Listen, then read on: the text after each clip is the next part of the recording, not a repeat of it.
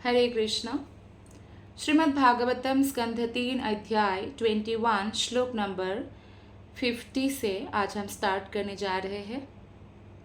तो बैकग्राउंड यह है कि अपने योग्य पुत्री देवाहुति को लेकर रथ पर स्वयं राजा स्वयंभु मनु और उनकी पत्नी आरूढ़ होते हैं देवाहुति के लिए एक योग्य पति की तलाश में। और फिर वो कर्दम मुनि के आश्रम में पहुंचते हैं जो इतने योग्य है कि अभी ही तपस्या के द्वारा भगवान को संतुष्ट कर चुके हैं। और देवाहुति भी योग लक्षणा है, समस्त उनमें योग की सिद्धि है। तो आज श्लोक नंबर 50-51 पढ़ने जा रहे हैं हम। नूनं चंक्रमणं देवा सतं संरक्षणाय ते वधाय च सतं यस्त्वं हरेः शक्तिर्हि पालिनी योर्केन्द्वग्नीन्द्रवायूनं यमधर्मा प्रचेतसम् रूपाणि स्थान आधत्से तस्मै शुक्लाय ते नमः। अनुवाद और तात्पर्य शिला प्रभुपाद के द्वारा। शिला प्रभुपाद की जय। अनुवाद। हे स्वामी, आपका यह भ्रमण निश्चित रूप से सज्जनों की रक्षा तथा असुरों के वध के उद्देश्य से संपन्न हुआ है, क्योंकि आप भगवान श्री हरि की रक्षक शक्ति से समन्वित है। ये बात कर्दम मुनि राजा को कह रहे हैं। राजा उनके आश्रम में आए हुए हैं। हालांकि मुनि का जो पोजीशन है वो बड़ा है, क्योंकि वो ब्राह्मण का कार्य कर रहे हैं और स्वयंभु मनु एक क्षत्रिय राजा का भूमिका निभा रहे हैं। फिर भी स्वयंभु मनु भी भगवान के शुद्ध भक्त हैं और मुनि ने राजा को भी नमस्कार किया, राजा ने मुनि को नमस्कार किया। और फिर घर में आए हुए अतिथि राजा को कर्दम मुनि अब उनका गुणगान कर रहे हैं, यह कहकर कि आप भगवान कृष्ण के प्रतिनिधि हैं और उनको इस तरह से सम्मान दे रहे हैं कहकर कि हे स्वामी। तो आपका जो ये यात्रा है, जिस कारण से आप यहाँ पर आए हुए हैं, और निश्चित रूप से राजा का हर यात्रा जो पापी है या बदमाश हैं उनको दंड देने के लिए और सज्जनों की रक्षा के लिए होता है, क्योंकि भगवान हरि की रक्षक शक्ति से राजा समन्वित होते हैं। तात्पर्य में श्रील प्रभुपाद जी बताते हैं कि प्राचीन काल में पवित्र राजा पवित्र नागरिकों को रक्षा प्रदान करने और अपवित्र लोगों को दंड देने या मारने हेतु भ्रमण क्या करते थे। और कई बार राजा बन के भ्रमण करते थे, कई बार भेष बदल कर भी राजा भ्रमण करते थे, ये जानने के लिए कि राज्य में आखिर चल क्या रहा है, कोई आसुरिक व्यक्ति सज्जन व्यक्ति को डोमिनेट तो नहीं कर रहे हैं। और कई बार आपने सुना होगा कि राजा जंगल जाते हैं शिकार करने के लिए। वो एक्चुअली राजा को ये कर्तव्य भी होता है कि वो अपने आखेट विद्या को जीवित रखे, उसमें पारंगत बने। जब वन्य प्राणी इधर उधर भागते हैं और राजा उनके पीछे पीछे भाग कर जब शिकार करते हैं, तो इनका शिकार करने का जो प्रैक्टिस होता है, तो इस तरह से राजा शक्तिशाली बनते हैं और आसुरिक व्यक्ति को दंडित करते हैं।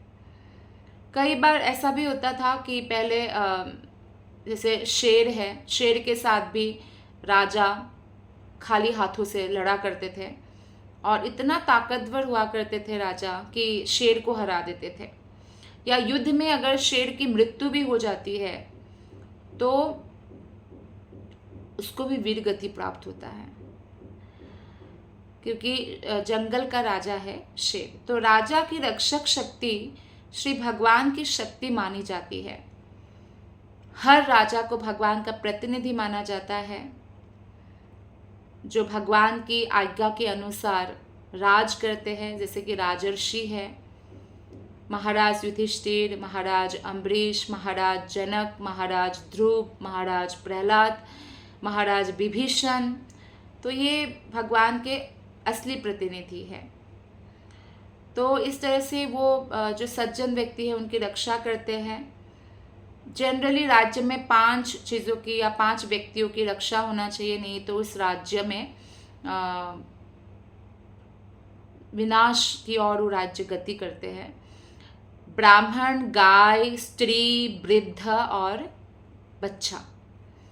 तो इन 5 की रक्षा करने वाले समाज को ही सिविलाइज्ड समाज कहा गया है। भगवद गीता 4.8 में भगवान कहते हैं, परित्राणाय साधूनां विनाशाय च दुष्कृतम्। श्री भगवान पुण्यात्माओं की रक्षा करने और असुरों का वध करने हेतु अवतरित होते हैं। अतः पुण्यात्माओं को शरण देने और दुष्टों या असुरों को वध करने हेतु उसे परमेश्वर से सीधे शक्ति प्राप्त होती है। तो भगवान की कृपा के बिना कोई बलवान नहीं बन सकता है, कोई बुद्धिमान नहीं बन सकता है। ये सब भगवान द्वारा ही हमें प्रदान की गई है। लेकिन ये जो धन, केवल पैसा ही धन नहीं होता, यश, बल, विद्या, ये सब धन होता है। तो ये जो धन है इसका हमें दुरुपयोग नहीं करना चाहिए। भगवान को जानने में और लोगों की सहायता करने में इसका उपयोग होना चाहिए। तो इस तरह से राजा को शक्ति प्राप्त तो परमेश्वर से ही सीधे होती है, पर उनको राज्य की, लोगों की रक्षा करनी चाहिए। सिर्फ मनुष्य की नहीं, पशु, पक्षी, वृक्ष, मछली, जलचर, सबकी रक्षा करनी चाहिए, क्योंकि वो सबके राजा है। श्लोक नंबर 51 में बताया गया है कि जब भी आवश्यक होता है आप सूर्य, चंद्र, अग्नि, इंद्र, वायु, यम, धर्म, वरुण का अंश धारण करते हैं। आप भगवान श्री विष्णु के अतिरिक्त अन्य कुछ नहीं है, अतः आपको सभी प्रकार से नमस्कार है। चूंकि श्री कर्दम मुनि ब्राह्मण थे और स्वयंभू मनु क्षत्रिय थे, अतः क्षत्रिय का जो कर्तव्य है वो मुनि एक प्रकार से बता रहे हैं कि राजा हर प्रकार से अपने प्रजाओं की रक्षा करते हैं और राजा संतों की रक्षा करते हैं। संतों को, जैसे कि आपने देखा होगा कि रामायण में ऐसा होता है, विश्वामित्र मुनि राम और लक्ष्मण को ले जाते हैं। हालांकि वो भी मार सकते थे, मारीची और बहुत सारे असुर जो उनके यज्ञ कुंड में मल और मूत्र और खून डाल देते थे, लेकिन फिर भी उन्होंने क्षत्रियों को बुलाया, क्योंकि क्षत्रियों का ये कर्तव्य है। तो इसी प्रकार हम देखते हैं इस श्लोक में कि राजा को नमस्कार करते हैं कर्दम मुनि और कहते हैं कि उनका जो पद है वो कितना सम्माननीय है, कितना महान है, और सम्राट के रूप में वो भगवान के प्रतिनिधि है। श्लोक नंबर 52 से 54 अब हम पढ़ने जा रहे हैं। न यदा रथमस्थाय जैत्रं मणिगणार्पितं विस्फुरजच्चण्डको दण्डो रथेन त्रासयन्नघान् स्वसैन्याचरणक्षुण्णं वेपयन्मण्डलं भुवः विकर्षन् बृहतीं सेनां पर्यतस्यं शुमानिव तदैवासेतवः सर्वे वर्णाश्रमानि बन्धनः भगवद्रचिता राजन् भिद्येरन्बातदस्युभिः। यदि आप अपने विजयी रत्नजड़ित रथ पर सवार ना हो, जिसकी उपस्थिति मात्र से अपराधी भयभीत हो उठते हैं, यदि आप अपने धनुष की प्रचंड टंकार ना करें, और यदि आप तेजवान सूर्य की भांति संसार भर में एक विशाल सेना लेकर विचरण ना करें, जिसके पदाघात से पृथ्वी मंडल हिलने लगती है, तो स्वयं श्री भगवान द्वारा बनाई गई समस्त वर्णों तथा आश्रमों की व्यवस्था चोरों और डाकुओं द्वारा छिन्न भिन्न हो जाए। तो कहने का तात्पर्य है कि भगवान के प्रतिनिधि के रूप में अगर राजा ये सब कार्य ना करे कि वो डरा कर एकदम धमका कर रखना चाहिए अपराधियों को, इतना स्ट्रांग राजा होना चाहिए कि अपराध करने से पहले उसकी अंतरात्मा कांप जाए। तो यही कर्दम मुनि कह रहे हैं कि अगर आप आपके रथ पर सवार होकर धनुष में प्रचंड टंकार कर कर अपराधी को भयभीत ना करें और अगर अपने विशाल सेना को मेंटेन ना करें, उनको लेकर ना घूमें, और तो क्या होगा कि जो वर्ण और आश्रम भगवान द्वारा बनाई गई है समाज व्यवस्था को चलाने के लिए, 4 वर्ण है, ब्राह्मण क्षत्रिय वैश्य शूद्र। कृष्ण ने भगवत गीता में कहा भी है, चतुर्वर्ण्यम मया सृष्टम गुण कर्म विभागश। तो ये 4 वर्ण है और 4 आश्रम है। वर्णाश्रम में से आश्रम है, संन्यास आश्रम सबसे उच्च है, वानप्रस्थ आश्रम है, गृहस्थ आश्रम है, ब्रह्मचर्य आश्रम है। तो ये जो आश्रम है, आश्रम का अर्थ ही है जिसका केंद्र बिंदु भगवान श्री कृष्ण हो। भले ही कोई ब्रह्मचारी हो या गृहस्थ आश्रम में हो, सबकी केंद्र बिंदु कृष्ण होना चाहिए, तब वो आश्रम है। यह आध्यात्मिक रूप से विभाजित किया गया है और भौतिक रूप से कर्म के अनुसार और गुणों के अनुसार जो विभाजित किया गया है, ब्राह्मण क्षत्रिय वैश्य शूद्र। जो आध्यात्मिक रूप से जो है लोगों को आध्यात्मिक शिक्षा देने में लगे हुए हैं, वेदों के अनुसार जो है लोगों को गाइड कर रहे हैं, वो ब्राह्मण हैं। क्षत्रिय राजा महाराजा जो रक्षा कर रहे हैं, शासन कर रहे हैं, और वैश्य जो व्यापार कर रहे हैं, कृषि कर रहे हैं, गोपालन कर रहे हैं, वो वैश्य है। और शूद्र जो इन तीनों वर्गों की नौकरी कर रहे हैं। तो इस तरह से सभी का अपना महत्व है, भगवान ने इसलिए बनाया। अगर भगवान सिर्फ सर बनाकर रख देते तो काम नहीं चलता। सर भी ज़रूरत है, हाथ पैर पेट सबकी गुदा मल मूत्र त्यागने के लिए सब इंद्रियों की आवश्यकता है। सबका अपना महत्व है। किसी भी एक में अगर दिक्कत आ जाती है तो परेशानी में पड़ जाता है। तो किसी प्रकार से सामाजिक व्यवस्था को चलाए रखने के लिए सबका एक महत्वपूर्ण भूमिका होता है। ऐसा नहीं कि सब लोग डॉक्टर ही बन जाए। सब लोग डॉक्टर बन जाएंगे तो फिर इंजीनियर का काम कौन करेगा? सब लोग सीए बन जाएंगे तो प्रोफेसर कोई नहीं बनेगा, तो प्रोफेसर का काम कौन करेगा? या सब लोग मतलब कहने का मतलब है कि छोटे से छोटा काम हो चाहे बड़े से बड़ा काम हो, जिसको समाज छोटा काम भी सोचता है, लेकिन ये छोटा नहीं है। क्यों? क्योंकि समाज को परिचालना करने के लिए बहुत आवश्यक है। फॉर एग्जाम्पल, अगर सारे नाई रातों रात गायब हो जाए तो भी दिक्कत आ जाएगी।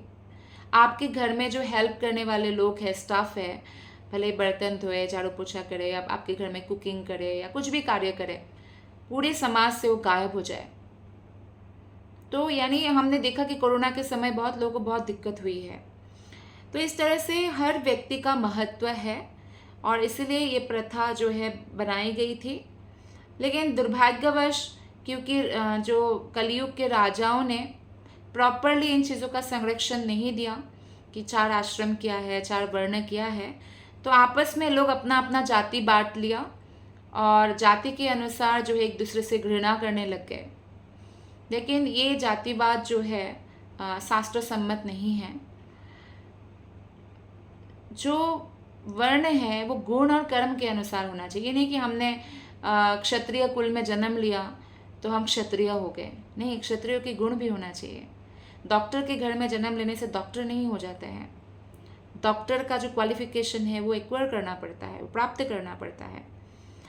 तो ये जो वास्तविक पद्धति ये है कि ये जो समाज को चलाने के लिए 4 वर्ण 4 आश्रम है, ये सभी के सभी जो है आत्म साक्षात्कार की दिशा में अग्रसर हो। और सर्वाधिक उन्नत समाज है आर्यों का समाज माना जाता है। आर्य का अर्थ है जो उन्नतिशील है आध्यात्मिक रूप से। तो यही वास्तविक उन्नति है, आत्मबोध की दिशा में आगे बढ़ना। नहीं तो कोई सुखी नहीं रह सकता है, हर कोई दुखी रहेगा। और जिस समुदाय में इसी उद्देश्य से कार्य हुआ है उसी को आर्य सभ्यता कहा जाता है। श्रीमद् भागवत गीता में भी इसकी पुष्टि हुई है कि भगवान ने कहा है कि 4 वर्ण मेरे द्वारा बनाई गई है और भगवान द्वारा बनाई गई कोई भी चीज़ को आप समाप्त नहीं कर सकते, ना छुपाया जा सकता। कोई बोले सब लोग नहीं अब ये सब वर्ण आश्रम छोड़ो, नहीं खत्म हो सकता है। ये भगवान ने बनाया है, भौतिक जगत की परिचालना करने के लिए बनाया गया है। भले ही वो भ्रष्ट हो सकता है, लेकिन ये हमेशा रहेगा। लेकिन हर एक को दूसरे को सम्मान देना चाहिए। जैसे देखिए, इतना कर्दम मुनि महान है, फिर भी राजा को कितना सम्मान दे रहे हैं। तो यहाँ पे प्रभुपाद उदाहरण देते हैं कि ये जो वर्णाश्रम है, जो भगवान द्वारा सृष्टि किया गया है, वो सूर्य की भांति है, जो भगवान का सृजन है। अतः सदैव बने रहेंगे, चाहे मेघों से आच्छादित हो। कभी ऐसा लगता है कि सूर्य नहीं है, मेघों से आच्छादित हो गया, बादलों से, लेकिन सूर्य तो बनी ही रहती है ना। कभी कभी लग सकता है कि सब शूद्र हो गए, कोई ब्राह्मण क्षत्रिय वैश्य रहा ही नहीं, तो भी आच्छादित होने पर भी वो रहता है।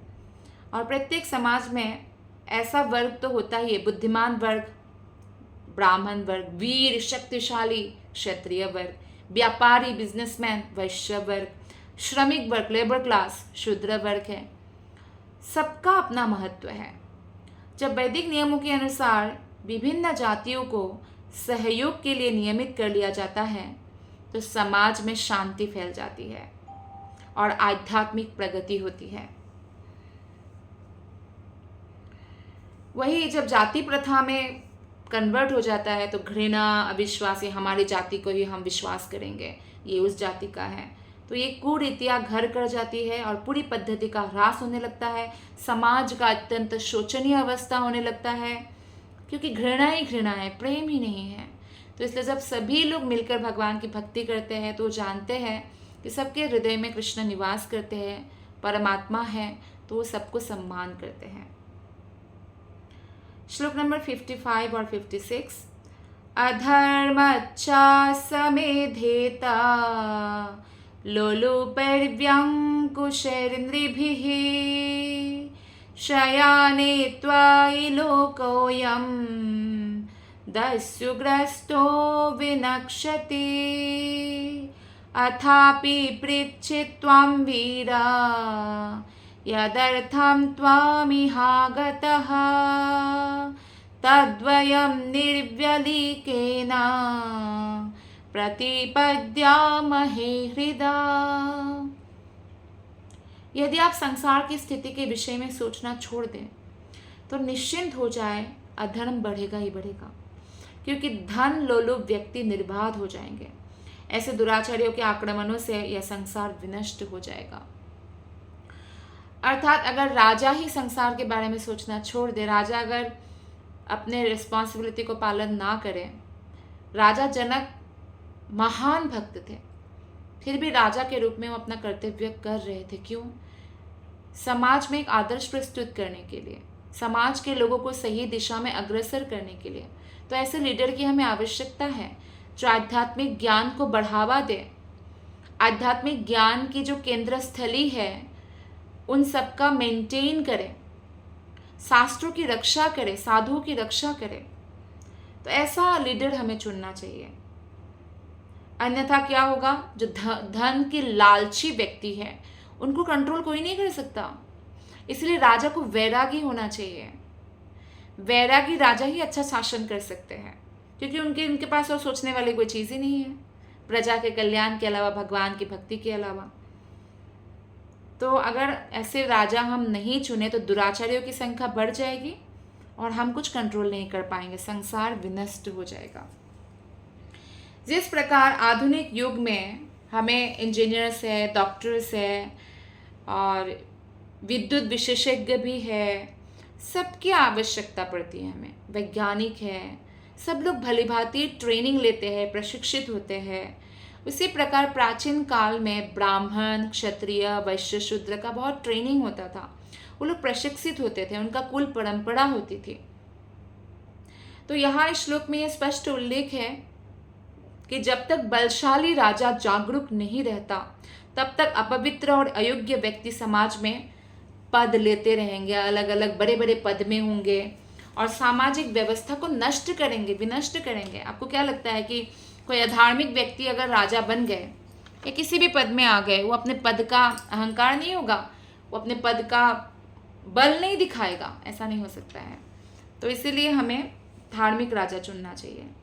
श्लोक नंबर 56 में बताया गया है, तो भी हे पराक्रमी राजा, मैं आपसे यहाँ आने का कारण पूछ रहा हूँ, वो चाहे जो भी हो, हम बिना किसी दुविधा के उसको पूरा करेंगे। हालांकि भगवान ने अभी अभी कर्दम मुनि को बोला है तपस्या से संतुष्ट होकर कि स्वयंभू मनु की पुत्री देवाहुति से आपका विवाह होगा, फिर भी कर्दम मुनि एटिकेट मेंटेन कर रहे हैं, एक सदाचार मेंटेन कर रहे हैं और अतिथि के रूप में आए हुए राजा को पूछ रहे हैं कि आपके आने का क्या उद्देश्य है, क्योंकि इतने महान राजा हैं, वो किसी बिना उद्देश्य के इधर उधर भ्रमण नहीं करते।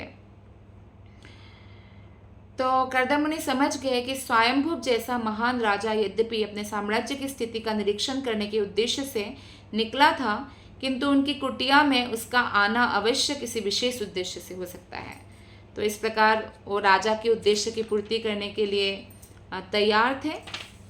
और प्राचीन काल में ये प्रथा भी थी कि मुनिगण भी कभी कभी राजा के पास जाते थे, राजा मुनिगणों के पास आते थे। तो जब राजा के महलों में मुनि साधु जाते थे तो राजा उनको बहुत भव्य आतिथ्य करते थे और आने का कारण पूछते थे। तो जो भी बोलते थे उस आज्ञा को पालन करने में राजा को प्रसन्नता होती थी, क्योंकि भगवान की प्रसन्नता के लिए। और जब राजा मुनि के पास आते हैं, राजा जो भी तकलीफ में है उसको दूर करने में मुनि को प्रसन्नता होती थी। तो इस तरह से एक दूसरे के उद्देश्य को पूरा करने में उनको प्रसन्नता होती है। ब्राह्मण तथा क्षत्रिय के अन्योन्य संबंध को बताने वाला एक सुंदर श्लोक है, क्षत्रम द्विजत्वम। क्षत्रम का अर्थ है राजसी वर्ग जो राजा है, द्विजत्वम का अर्थ है ब्राह्मण वर्ग। ये दोनों पारस्परिक हित के लिए थे। राजसी वर्ग समाज में आध्यात्मिक उन्नति के अनुशीलन के लिए ब्राह्मणों को सुरक्षा प्रदान करते थे और ब्राह्मण जन राजसी वर्ग को ऐसे आध्यात्मिक बहुमूल्य शिक्षा प्रदान करते थे और कुछ भी गाइडेंस चाहिए शास्त्रों के हिसाब से बताते थे। तो इस प्रकार वो भी राजा को सुरक्षित करते थे, राजा के प्रजाओं को सुरक्षित करते थे आध्यात्मिक ज्ञान प्रदान करने के लिए, ताकि नागरिकों को आत्मसिद्धि के पद तक ऊपर उठाया जाए।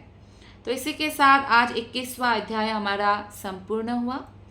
इस प्रकार श्रीमद् भागवतम के तृतीय स्कंद के अंतर्गत मनु कर्दम संवाद नामक 21वें अध्याय के भक्ति वेदांत तात्पर्य पूर्ण हुए। All glories to Guru Maharaj, all glories to Guru Maharaj, all glories to Guru Maharaj. ग्रंथराज Shrimad Bhagavatam की जय, श्रील प्रभुपाद की जय, गुरु महाराज की जय, आप सभी वैष्णव भक्त वृंद की जय। हरे कृष्णा।